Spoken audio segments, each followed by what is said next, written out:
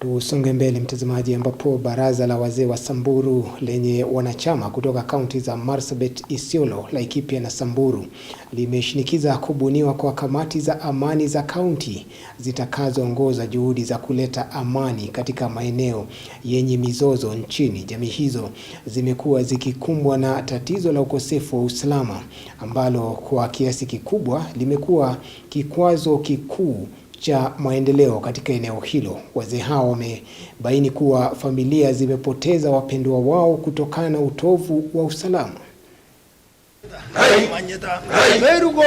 Watu wengi sana wamepoteza maisha.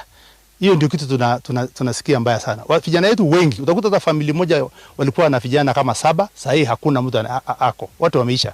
Na hatuoni huko mbele hii shida itaisha lini. So hizo ndio vitu tunajaribu kuangalia tuone vile tunaweza kusuluhisha. Na tumekuwa na shida hata juzi.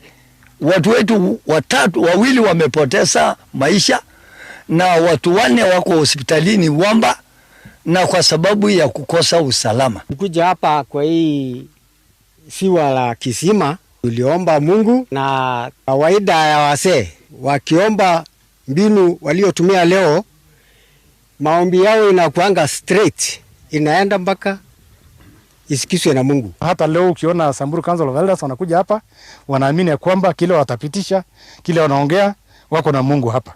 Kwa hivyo I just want to say this a sacred let ambayo Wasamburu wanaamini. Ningeomba tuunganishe ama tuanzishe CPC. Tuweze kushikana na county government, tuweze tuwe supported na national government, tuweze kuwa na sauti yetu kama wazee wa Kisamburu, kusugumana na majirani zetu waishi kwao na tuishi kwetu.